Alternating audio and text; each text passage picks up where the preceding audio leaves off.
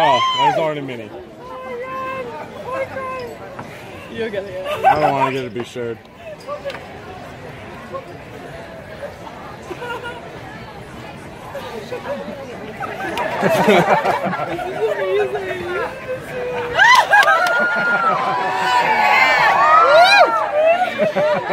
Ah!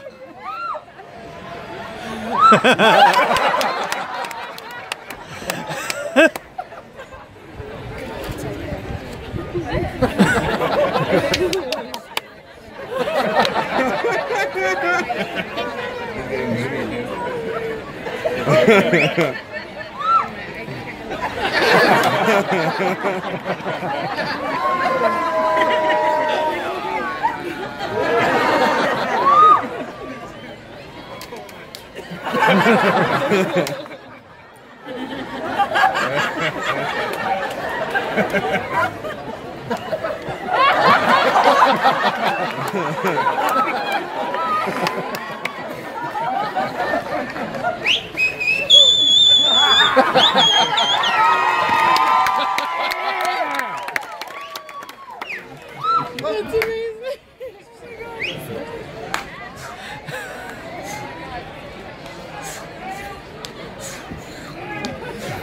Wrong. Do not help him. Too late!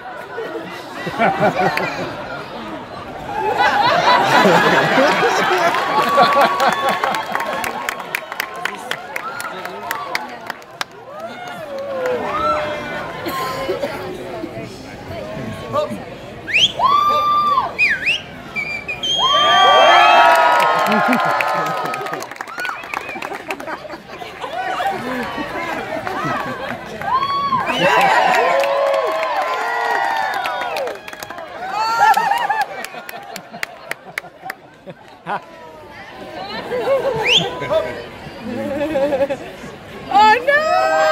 He's gonna eat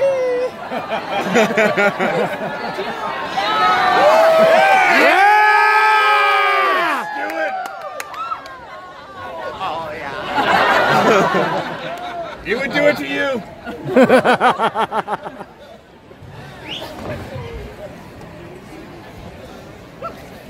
Oh no! Yeah. Look at his face, dude. He's like, what the fuck is this?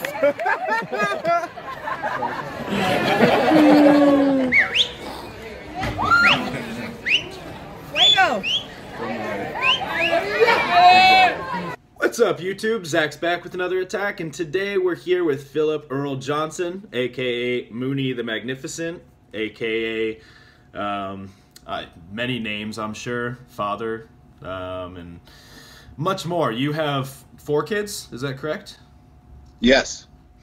So I guess just to get straight down to it, what do they think about this life that you live as a Renaissance fair performer, and you act in many plays and musicals, and you live quite a crazy life, if I can say that, and I'm sure as kids it had to have been kind of a weird experience for some of your children to have a dad that eats fire and walks tight ropes and things like that. Yeah. Well, I think for the most part, they don't really think about it. Just like most kids don't really think about what their dad does when he goes to work, you know? I mean, they have come to see shows, but they don't really live that life. Like, they don't travel with me. They don't spend a lot of time with me when I'm working. I mean, there has been sometimes, but in general, it's not that, you know? They lead a very sort of normal suburban life, going to school with friends and playing sports, and just a normal American suburban life. That's what they have lived, I think. But they've never known anything else, because it's the only thing I do. It's all I've ever done. They don't know anything else. I think that probably I do television and films and commercials too. So I think when it's harder to explain. My dad's an actor, What do you mean? Well, he eats fire. What? You know, so when they see me on television in a, you know, an episodic drama on NBC, or the friends see me on a television commercial, they go, "Oh yeah, oh that's my, you know, my kid's dad, their friend." You know, they get that. But when they come and see me perform my show, they have big eyes, like, whoa, like I wasn't expecting that guy, like the guy that's walking on a tightrope and going around licking people. You know, that's a weird experience. And I'm just the guy that gets up and makes pancakes on Sunday morning. So, I mean, you said you've been doing this for a really long time. You started doing this when you were 17, right? No, that well, yes and no. I started doing Renaissance fairs when I was 17, and I got into it through a friend of mine who said, "You want to go audition for the Renaissance fair?" And I said, "Well, what's that?" And he said, "Well, there's turkey legs and women with their boobs sticking out the top, so that there's jousting." I'm like, "Yeah, you had me at boobs, yes." Sure, that sounds fun. Let's audition. So, and that I had no idea that it would at all it would turn into a career at that time. And ironically, he's the guy who got me into it is a guy named Tom Morello from Rage Against the Machine, and he went on and went into rock and roll and got famous and left me at the Renaissance fair. That's a joke, right? Yeah, I mean, no, but it's funny. Wow. I mean, it's not like I'm sad about it. Like, I don't just do Renaissance fairs. Like, I do a lot of different stuff, but I'm very comfortable and happy working at Renaissance fairs. That has afforded me a very, very nice life. You were mentioning turkey legs and stuff. Is there something that is a favorite fair food of yours? Maybe even at a specific Renaissance festival that you go to. I know that there was one specific thing that when I spoke with Arnie Parrott, he really loved the bratwursts at the Bristol Fair. And well, he's from Wisconsin, so he has to say that. It's like being from Kentucky and saying you hate fried chicken. So I kind of, my favorite food, though I stopped eating meat, is I love that I do actually like the turkey legs the best, just because they're smoked and delicious and they're usually really moist and filling. But I stopped eating that kind of meat. So I don't really eat a lot of the food there because it's prepared in a way that isn't exactly healthy for me to eat all the time. You know, everybody who goes there, they're going there one time. I'm there every day. That's a good point. I have to make good choices. So I bring my own food. But if I'm gonna splurge,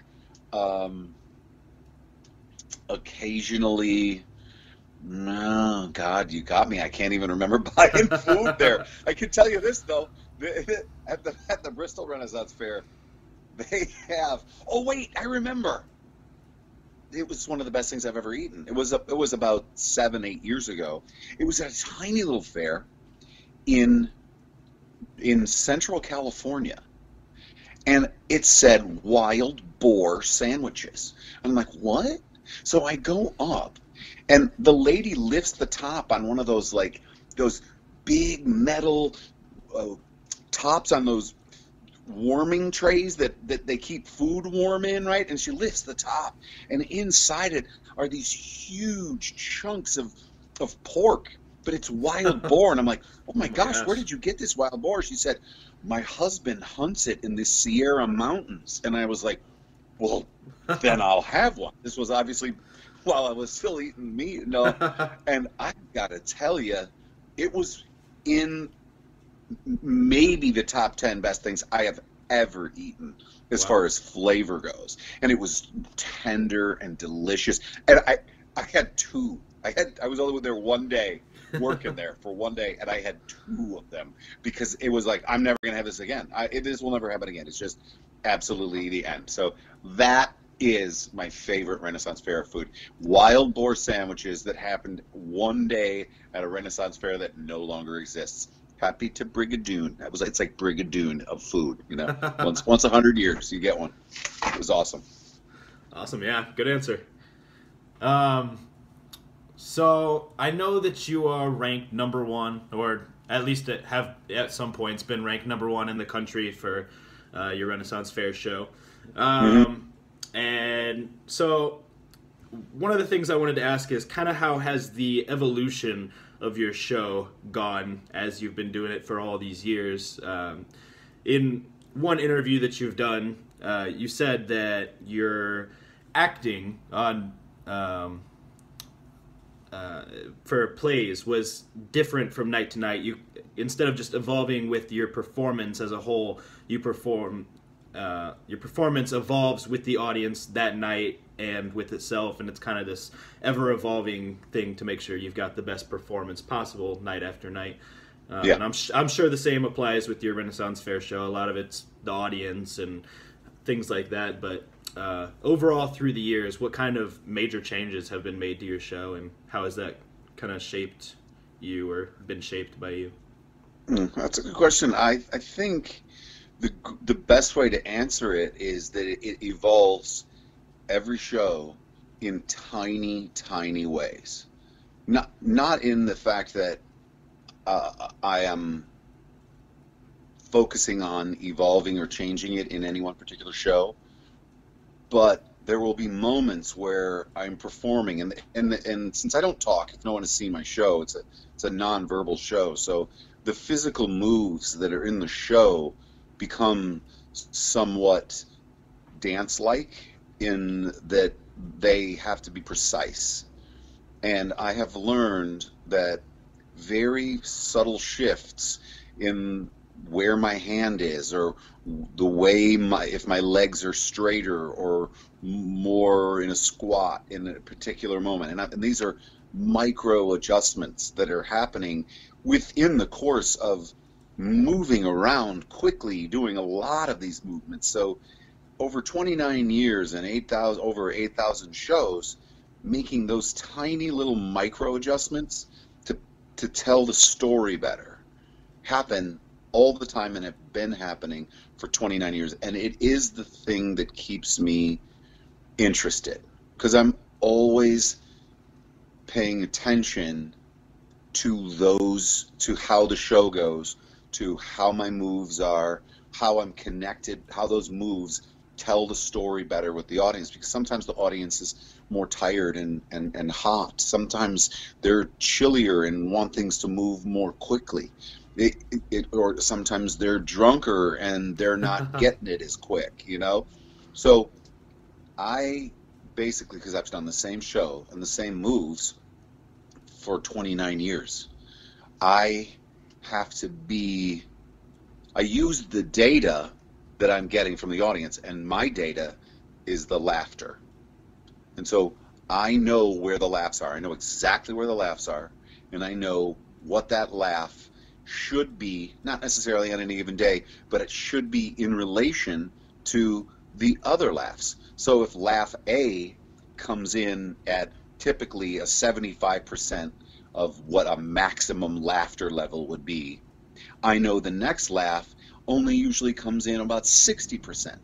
But if I give a laugh and it's 75% and then it comes in only at 40%, I know that didn't land as much as I thought it would.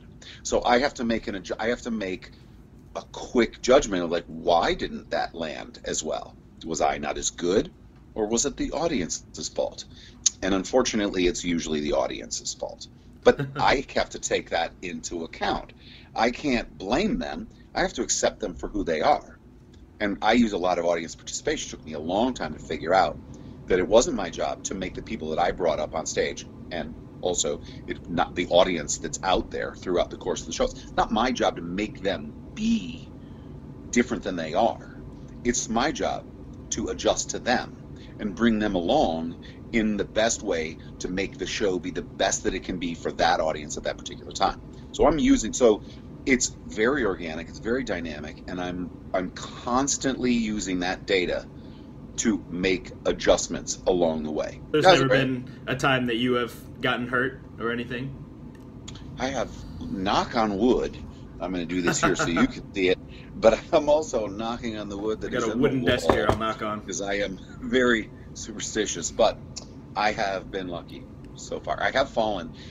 I've only fallen 2 times in my career where I fell like, okay, I really don't know how this is going to end, because I have fallen in a way that I can't adjust, I can't grab something, I can't break my fall somehow. And I've only done that 2 times in my career, and ironically, they were in the same show. Oh wow! Was that kind of just an off day, or? Well, it wasn't my show. Oh. It was the Moonie and Brune show. And so in the Moonie and Brune show, we make shit up. Like, we just, like, we don't have a plan. There are bits that we go back to over and over again, but there's no guarantee that we're going to do any one thing or say any one thing. And there's a lot of making stuff up. And we were trying something where I was on the rope and he was on the ground, and we were doing something, and I don't remember exactly, but I fell because I was doing something different than I normally do, and I fell backwards, and I landed falling backwards from a 6-foot height on my butt and my wrists, and I did that twice in the same show, and I got up and walked away, and it wasn't pleasant. It was painful, but non-injurious. Good. Yeah. So I guess basic question that I've heard you talk about how you got started a little bit, but not so much where specifically the name Moonie comes from. Is that kind of just something that you made up as you were getting into it, or is there actually a story behind that? There is a story behind it. I was another very popular show at the Renaissance Fair, many of them around the country, is called the Sturdy Beggars Mud Show. And I was 19. I was going to college, and I had already done the Renaissance Fair a couple of years in, very supporting, introductory level positions. And I was going to college studying theater, and one of the guys who did the Mud Show happened to be at the same university that I was at, Illinois State University, and he said, "Hey, I need someone to go do the Mud Show. I know you've done the Renaissance Fair. You want to come and do it?" I said, "I don't know how to do it." He said, "That's okay. Just do what I tell you, and it'll be fine." And I was like, "Yeah," because I was gonna make money. I was gonna make some good money. Like, heck yeah, let's go. So on the way to that fair, we're driving. I'm 19. And he said, you need a beggar name, because we played mud beggars. We played beggars, so we go out in the street and different names. So for example, they'd be like Lutila Fair Dinkum, Willem the Regurgitated, Spiny Nodules, Hack Patooey. These are some of the well-known names amongst the beggar ranks. And he said, you need a beggar name. What would you like?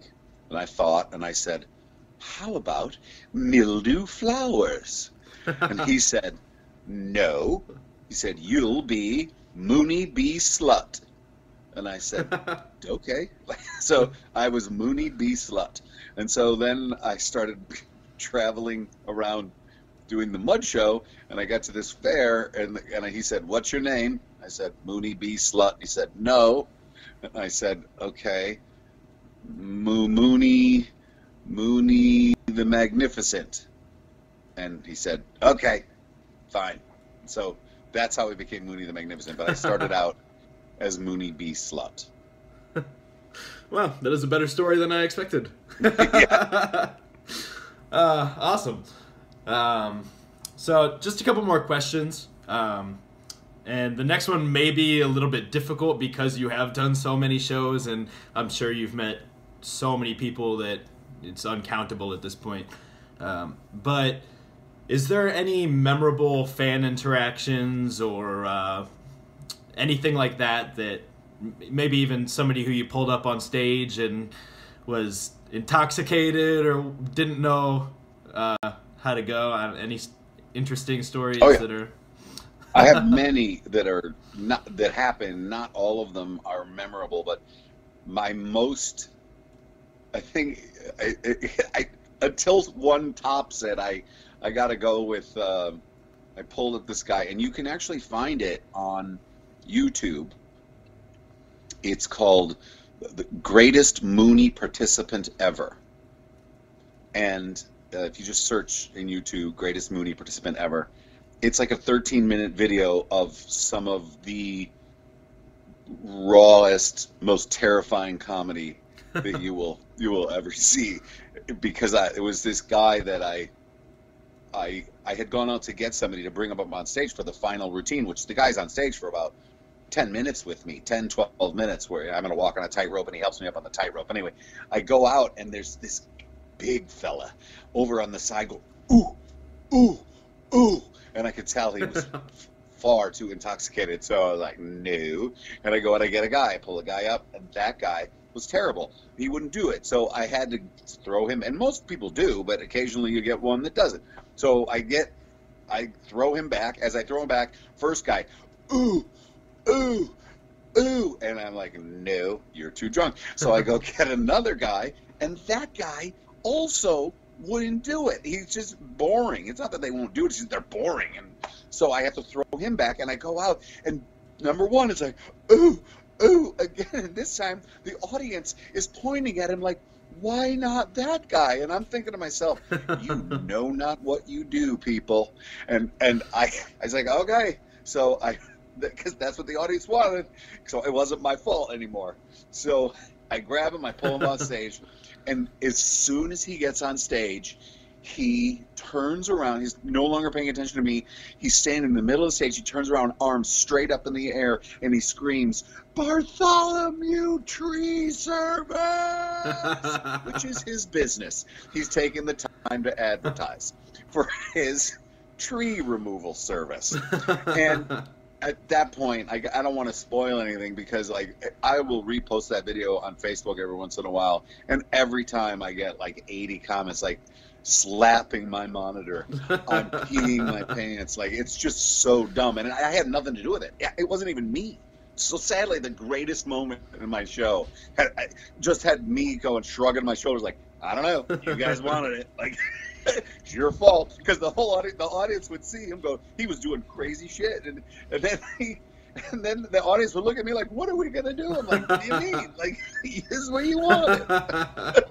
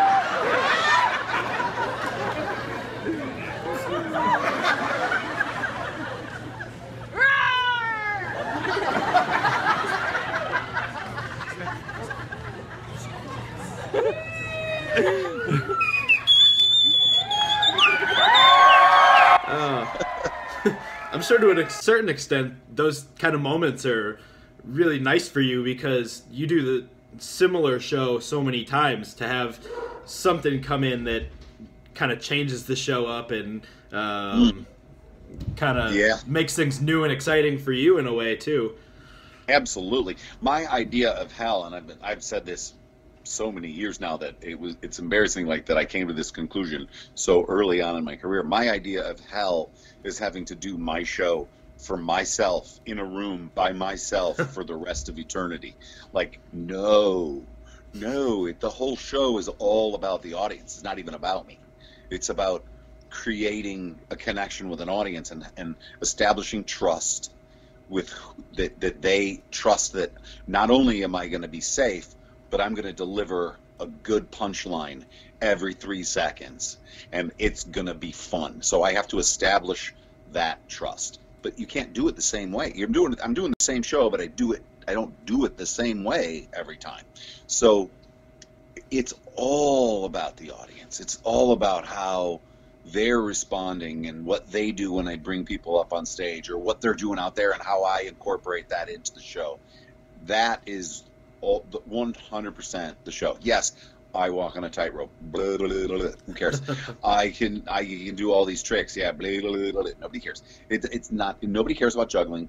Nobody cares about whip cracking. Nobody cares about all that stuff. They care about the person who's doing it, and all the rest of it is just like, oh my God, look at that guy do that. It's not, oh, they did that thing. If it was, people do stuff on YouTube. People do stuff on video all the time. That's absolutely amazing. It's like people watch that, consume it in 5 seconds and go, look at that, neat. Okay, next. They don't care about that person. When they care about you as a performer, as an artist, then you could do the simplest little thing and then they care. That's what makes a show, not the fact that I can walk on a tightrope and juggle fire. They don't care about that. Yeah. Does that mentality kind of extend into your other acting roles and plays and even TV and stuff, that it's for the audience instead of for you? Or you've said before that you've kind of always wanted to be an actor, and acting's in your blood. That's what you've always wanted to be. So I'm sure it's at least somewhat for you as well. But would you say that mentality does extend? It's different because with my show, the clowning is direct address. I'm directly interacting with the audience. With acting, I'm interacting with another actor on stage who is a character within a play. And so I am creating a reality which is new and different than the one that people presently are experiencing, which is I paid money, I went into a theater, I sat down in a seat, I have a program, the lights are on, ooh, the lights are going off, ooh, what are we going to see? That's actually the reality. But I'm creating a new reality through words and action and lights and sets and costumes and the stage manager who's turning the lights on and off. We are creating an alternate reality with each other. And so we're passing energy back and forth between us that bounces into the audience to involve them. So it is very much for the audience, but it's more indirect, the way that the audience interacts with the play. Except for the play I'm doing now, in a way. The play that I'm doing now is a thriller. It's scary, super intense, and there's lots of twists, and you hear people laughing and going, ooh, oh my God, oh, like they actually verbalize. So most plays you don't get that. But with this, the one I'm doing now, you get a lot of feedback, a lot of like, oh, ooh, stuff like that. And so we know it's landing. So it's more direct when you get an audience reaction like that. A comedy, a musical comedy, they're laughing a lot, they're applauding at the song. So you hear much more. But in a serious play about death, pain, and dying, which is what I normally do if I'm not doing my comedy show, there's a lot of sitting there in silence and then 50 people at the end going, ooh, thanks, that was really hard. Okay. Glad I came to the theater tonight. So you don't get a ton of feedback, so immediate feedback. Definitely.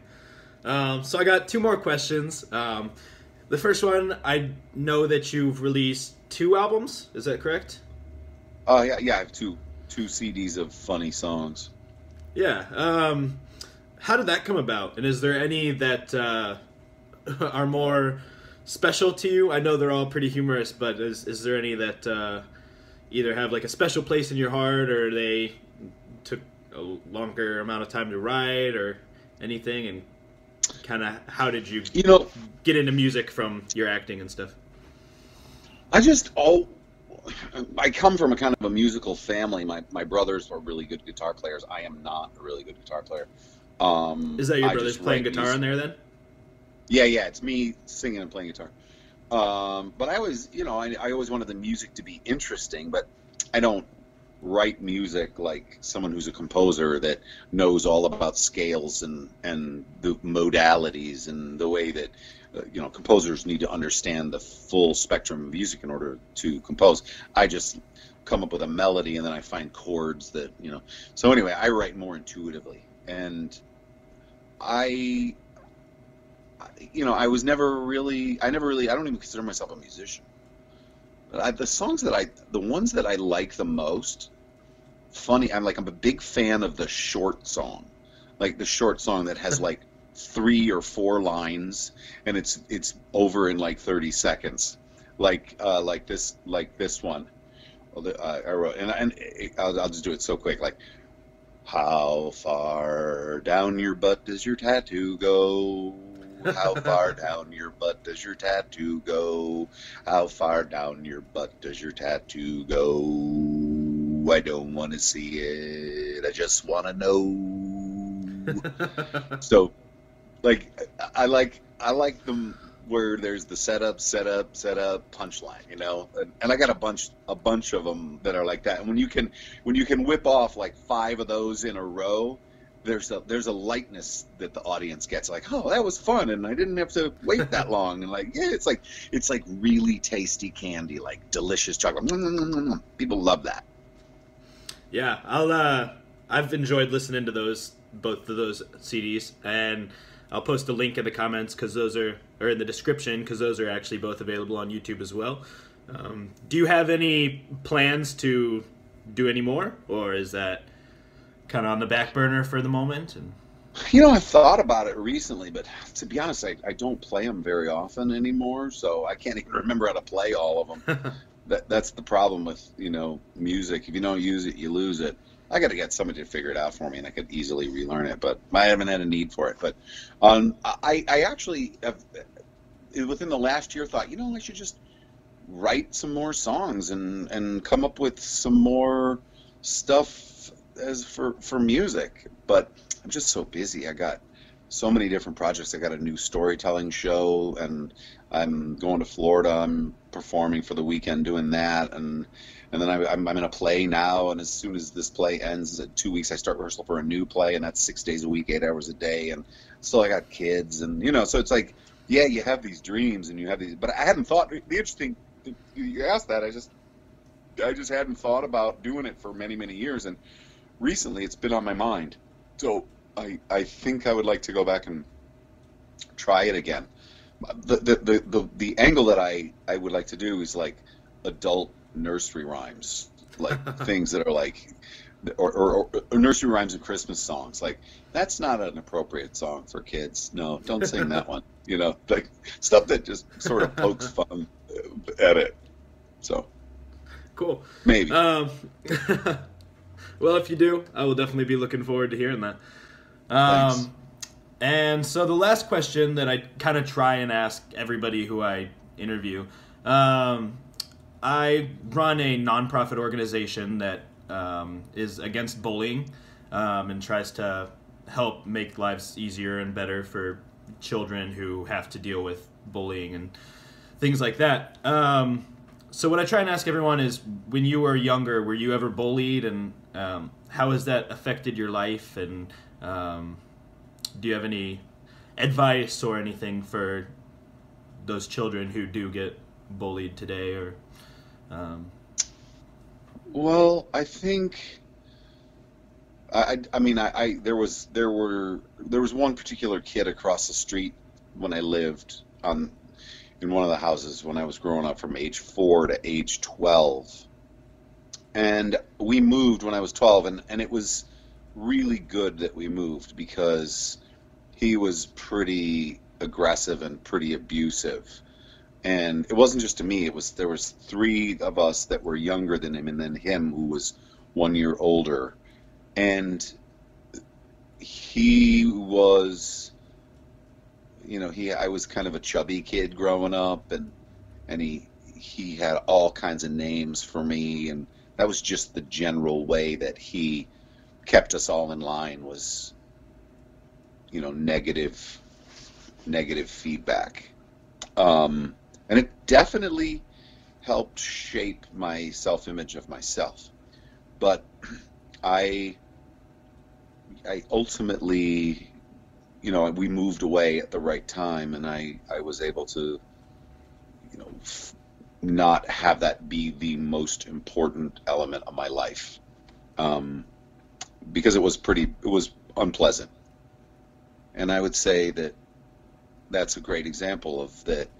It may be dark at one particular moment in your life, but you have no idea what the next day or the next week is going to be. And so you have to find a way to hold on, you know, and be strong and love yourself, because the abuse that you get from somebody else isn't about the person who's being abused. It's about the abuser. It's about the person who is creating the negative energy, and that helps them for some reason feel good, and that's wrong. But it's not your fault, you know. It's not the person who's being abused fault. Awesome. Well, thank you for your time. I definitely appreciate talking to you, and I know that it's been some good conversations and some insightful words of wisdom from Moonie the Magnificent. And hopefully anyone who has not seen his show, hopefully you get a chance to go to a Renaissance fair near you and see this hilarious man in his full routine. You will definitely not regret it. So anything else, Phil? No, I'll be in L.A. in the beginning of April for 2 weekends. I'll be in Portland area at the Portland Renaissance Fair for the second weekend of that fair. I'll be at the Bristol Renaissance Fair all season, and then after that I go to the Ohio Renaissance Fair. Awesome. Well, I know I will see you there, and hopefully some of you guys do as well. All right. Thanks. Take Have a good care. one. You as well. It's $1 or $2, we're fine. Or whatever you can afford. But listen. Hold on. Number 4! Bartholomew Tree Service!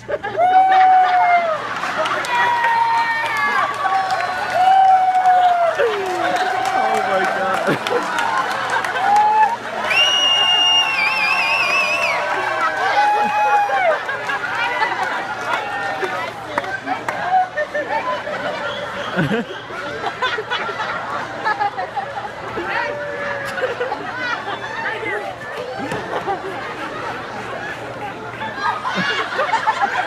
Your beer is right there. Go!